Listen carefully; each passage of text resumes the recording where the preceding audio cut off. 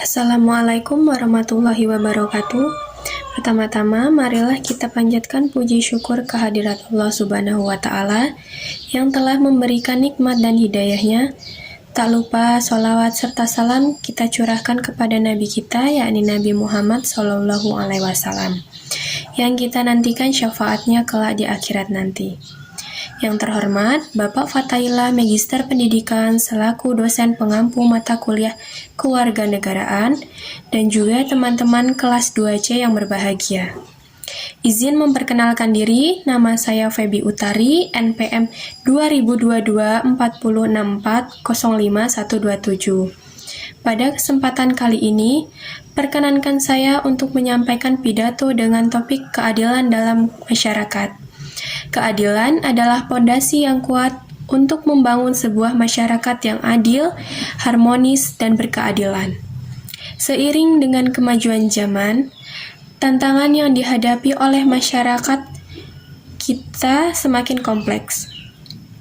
Ketidakadilan terjadi di berbagai bidang kehidupan, baik dalam sistem hukum, pendidikan, ekonomi, maupun dalam hubungan antar individu. Oleh karena itu, penting bagi kita untuk menyadari peran dan tanggung jawab kita dalam memperjuangkan keadilan. Pertama, mari kita bahas tentang keadilan dalam sistem hukum. Sistem hukum yang adil dan transparan merupakan prasyarat penting dalam menjaga keadilan sosial. Semua individu harus memiliki hak yang sama untuk mendapatkan perlindungan hukum dan mendapatkan kesempatan yang sama dalam proses peradilan. Tidak ada tempat bagi diskriminasi, favoritisme, atau korupsi dalam sistem hukum yang adil. Keadilan adalah untuk melindungi kebaikan dasar dan untuk menyediakan kondisi bagi nilai yang lebih tinggi atau lebih halus. Inti gagasan keadilan bukanlah pembalasan jasa, tetapi penghindaran dari penghilangan kekuatan yang sewenang-wenang. Oleh karena itu, pentingnya perkembangan legalitas.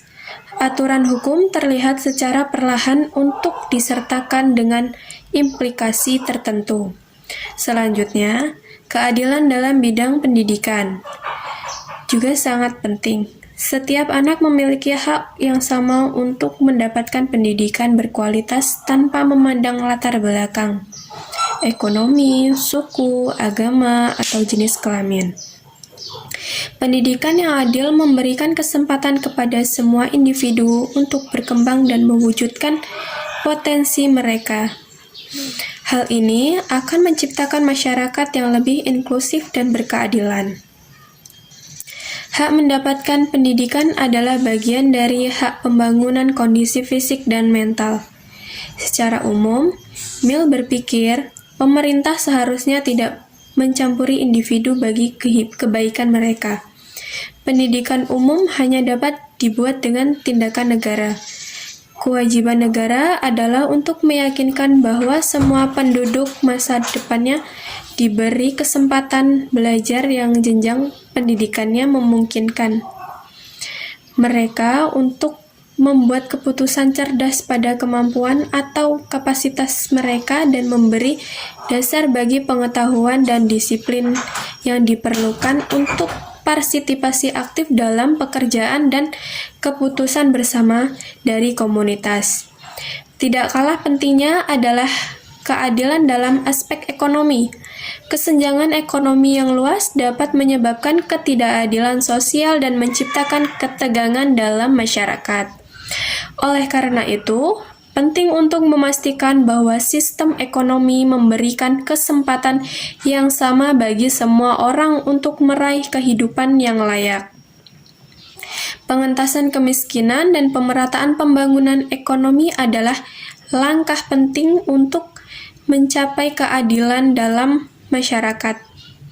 Kita juga perlu berbicara tentang keadilan dalam hubungan antar individu. Penting bagi kita untuk memperlakukan semua orang dengan adil dan menghargai hak-hak mereka. Tidak ada tempat bagi diskriminasi, pelecehan, atau kekerasan dalam masyarakat yang adil. Kita harus membangun kesadaran kolektif untuk menghormati keberagaman, menghargai perbedaan, dan bekerja sama untuk mencapai tujuan bersama. Kesimpulannya adalah keadilan merupakan fungsi penting dalam membangun masyarakat yang harmonis dan adil. Setiap individu memiliki hak yang sama untuk diperlakukan secara adil dan setara, tanpa diskriminasi berdasarkan ras, agama, jenis kelamin, atau latar belakang sosial ekonomi. Dalam masyarakat terdapat dasar etika. Etika didefinisikan sebagai kebaikan atau tujuan utama dari perjuangan manusia untuk mempertahankan. Konsep keadilan adalah penghilangan kesewenang-wenangan yang mengakibatkan ketidakadilan. Di suatu masyarakat tentunya ada hak dan kewajiban hak, yaitu suatu tuntutan yang dapat juga dibuat oleh individu ataupun kelompok. Pada beberapa kondisi untuk kekuasaan dan kewajiban ada tanggung jawab atau tugas yang harus dilakukan oleh individu.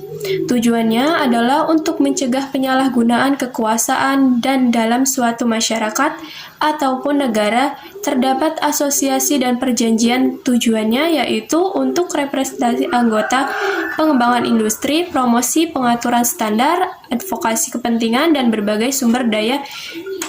Dalam hal bidang gagasan, keyakinan kebebasan adalah senjata terbaik melawan musuh. Dalam etika hukum, merujuk pada prinsip moral yang memimpin penggunaan hukuman dalam sistem hukum. Hal ini melibatkan pertimbangan etis tentang ketujuan, keadilan, proposisi, dan efektivitas hukuman dalam menjaga ketertiban sosial, membalas kejahatan, dan mendorong rehabilitasi.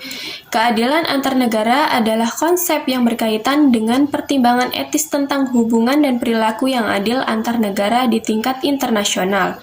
Moralitas dan hukum adalah dua domain yang saling terkait, namun juga memiliki perbedaan signifikan.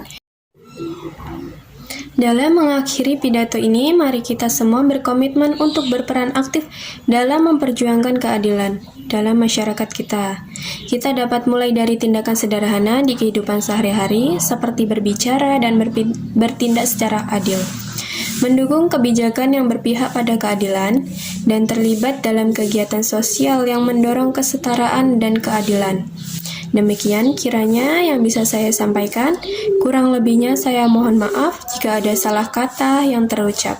Dan atas perhatiannya saya ucapkan terima kasih yang sebesar-besarnya. Akhir kata saya ucapkan wassalamualaikum warahmatullahi wabarakatuh.